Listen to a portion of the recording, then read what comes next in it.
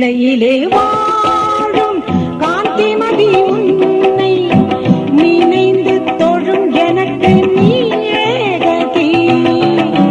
கல்லை பெண்ணாக்கிய திருமாலின் சோதரி கனிவுடனே கடை கண் பார்த்தென்னை ஆதரி.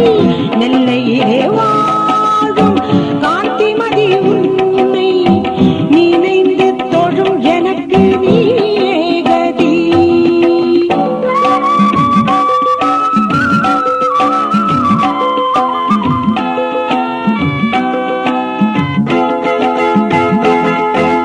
வைரமணி முடியை தலையில் வைத்து வடிவான முகத்தில் பொட்டு வைத்து